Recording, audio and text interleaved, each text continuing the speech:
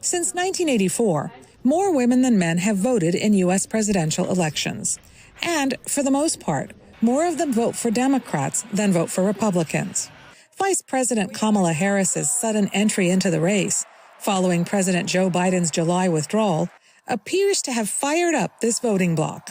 We have seen a pretty significant shift across a lot of different demographics, but with women in particular, who are now much more likely to vote for the Democrat at the top of the ticket than they were when it was Biden. This election year, roughly 1 in 5 women say abortion rights is their key issue.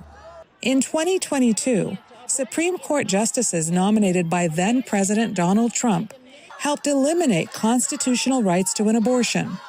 Trump wants each state to decide abortion laws. Harris wants federal legislation to protect reproductive freedom nationwide. She's trying to create a world where people all have their rights to their own decisions, their bodies, their choices, women's rights. She's for the people, which is the middle class, which I am middle class, and the laws about women's rights. Among female voters, the latest poll suggests that Harris leads Trump by anywhere from 9 to 13 points. She gained a lot of younger women independents, nonpartisan voters under the age of 50, many of them under 40, who really got excited by her candidacy. Black women are a lot more likely to vote for Harris now, Hispanic women.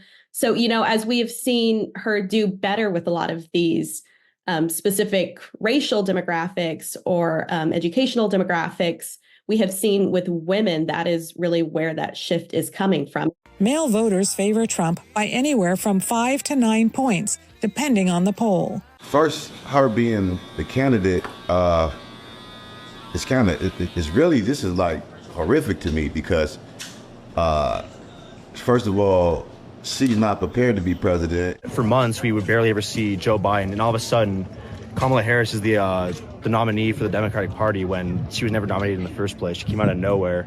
The gender gap persists among young voters in Gen Z, where a majority of men under the age of 27 favor Trump, according to pollster David McLennan. There has been an increase in terms of the admiration of some Gen Z young men for swagger. It's very much a macho, punch him in the face kind of thing.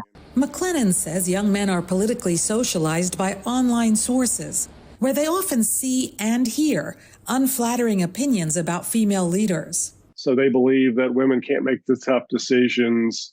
If the United States were to go to war or face international crisis, they don't believe that women have the ability to make the tough call. White women were key to Trump's victory in 2016.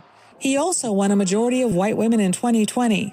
In this race, the latest polls show Harris and Trump statistically tied among white women. Nora McQuarrie, VOA News, Washington.